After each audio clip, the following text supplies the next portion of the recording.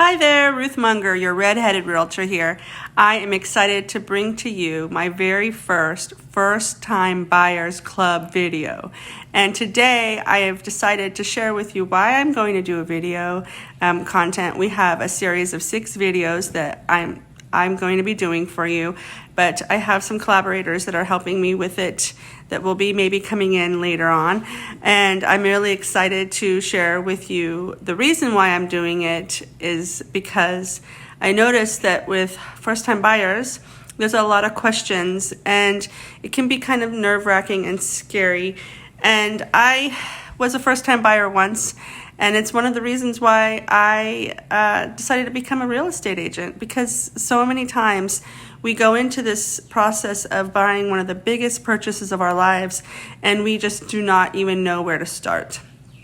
So today is very exciting. I'm going to start with video number 1. Content number 1 will be your wish list. So as we all know, we all have ideas about what we want and what we don't want in a home.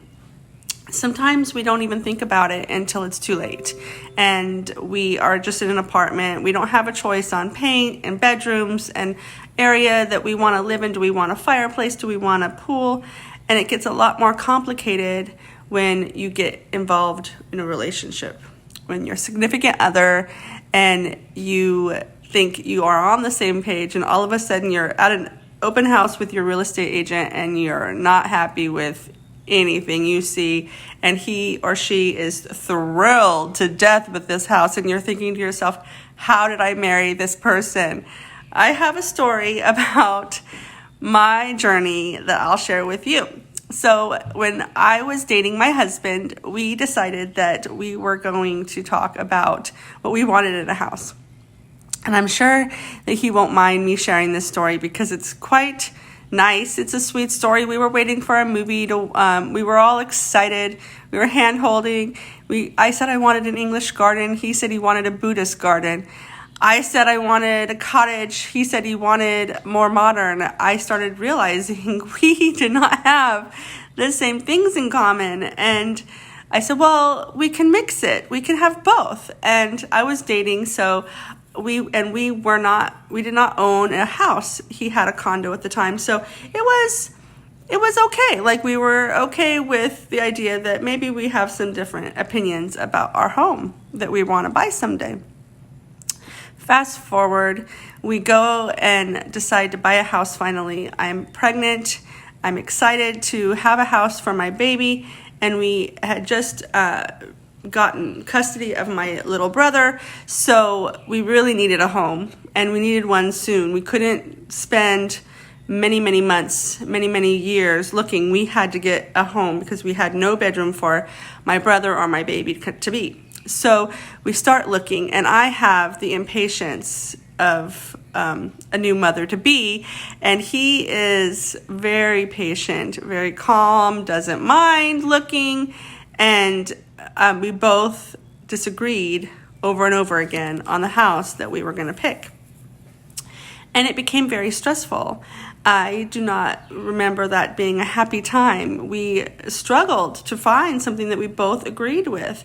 And when we did find a house that we finally agreed with, we had to compromise on a lot of things, both of us did, including myself. I did not want a detached garage, and we ended up buying a house with a detached garage. The laundry room was in the detached garage. The detached garage was on the other side of the property, and I had to walk in the rain. He promised he would walk in the rain to get the laundry. That did happen on occasion, but a lot of times I went out and got the laundry. I loved the house so much. We had a nice garden. It was a beautiful remodel, and we loved it to death while we were there.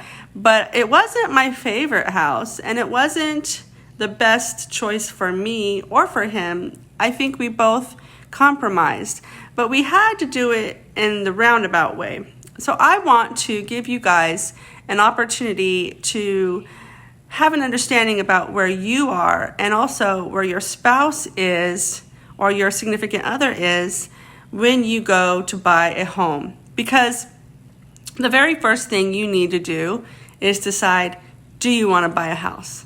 And if the answer is yes, I totally want to buy a house, then the very first thing you have to do is write it down. Write down that you want to buy this house, that you want to buy a house, that is a goal and a dream. Once you write it down, it can become an achievement instead of a dream. Once we make a choice to say that we want to do something, it is super important that we commit to it in a physical way. And then the other thing I have for you, and I'm excited to have this, I have a checklist for you. Yes, I'm so excited. I have a 2-page checklist that if you direct message me or email me, I will email you this checklist for you and or your spouse to go over so you can get an idea of where you both stand. And I'm going to read some of these ideas off for you so that you get an idea of how complicated it can be in choosing a house. So they're just the basics, but then once you've written this down, you guys can do something that I call non-negotiables, negotiable, must-haves.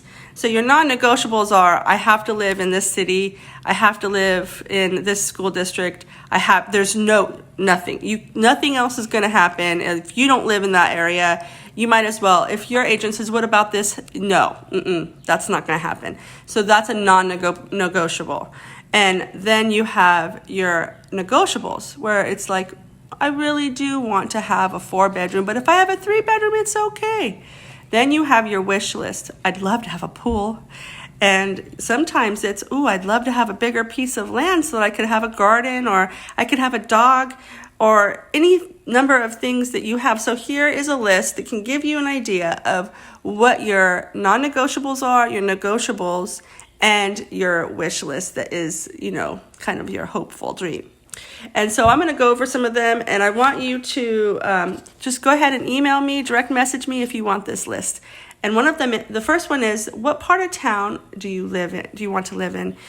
This is super important for price range, and also if you have children or want children in your school district that you really want your kids to be in. You might have a baby right now, but in 4 years, that baby is going to need to go to school, and you're going to want to know what school they're going to. So that is super important too. And if you don't have children, that brings up a whole nother conversation. Are you going to have children? And so that is a starting point, the very first. What price range would you consider? So this comes down to our income level. And right now, with our interest rates being really low, we have more purchasability.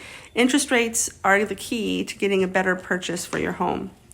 Number 3, school, as I said, is a factor. So we need to take that into consideration. Number 4, do you mind if you have an older home or a newer home? This is a fighting point on so many people's lists. We need to know as agents what you're looking for in the age of the house. And also, if you're a first-time buyer, it's important to know that the older the home, the more repairs you're going to have if someone has not remodeled that home. So it's important to know what that is. And if you're used to repairing, then that's an okay thing. Number 5, what kind of houses are you wanting to see? Do you care if it's a 1-story, 2-story, gable, bi-level, tri-level, townhouse, condo? Do you want a mobile home? Some people really want to live in a mobile home, and that's a new tiny home world that is coming out. Very trendy right now. What style of houses appeal to you the most? How much renovation are you willing to do? So a lot of these homes that go on the market can be older, and they come as is. They don't come with a guarantee that you're going to get a brand new cabinet. Do you want to be close to public transportation? Do you have any physical needs that you need to have met, such as wheelchair access? Do you have any animals that require special facilities? And what size of your house and lot? It's called the lot size. Do you want a large yard, small yard? Do you care if you have a pool? Those are things that people don't always think about, but it's important. The interior is more important than the exterior for me, because I needed to have 4 bedrooms. We recently had children that needed more room, and now I'm thinking I needed 5 bedrooms, but that's going to have to be in the future. Right now, we're going to live with the 4 bedrooms. How big would your house be? Is it going to be a big house, a small house? First-time buyers. Remember, most people do not stay in their houses more than 4 to 5 years. They get out, they move up, they expand. And you need to remember that if you do want to purchase a home and then you have equity later, so that equity becomes your down payment for a bigger home. It's a really great opportunity to start paying yourself instead of paying a landlord. And it's a wonderful thing if you have a condo. And if you live in certain areas, Sacramento is a growing community. It's not an area that is not going to grow. And especially in Outgrove here, we never have a problem with growth. Also, I want you to know about HOA, Homeowners Association. Even with homes with yards and fences, there can be homeowners association dues, and so it's important to know if you're willing to add that into your program for your mortgage. And also, a lot of people don't want to be told how their yard's going to look or how their house is going to look, and with a homeowners association, you have to follow those rules, and so that can be a make it or break it, do or die kind of a gig. And I want you to also know that the Homeowners Association can be a really nice thing. I have a lot of people that love being in homeowners associations because they help keep everything nice and tidy, and they often have community pools. And that's kind of fun because then you don't have to pay for your community. You have to pay for the pool maintenance. That's done for you, and it's really nice. And then you get to know your neighbors in the summertime. You can have barbecues. It's kind of fun. So it's a plus minus thing. It depends on who you are and what you want.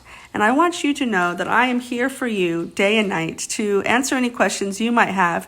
And if you have any ideas for me or things you're looking for in a video, please don't hesitate to ask me. I would love to hear from you.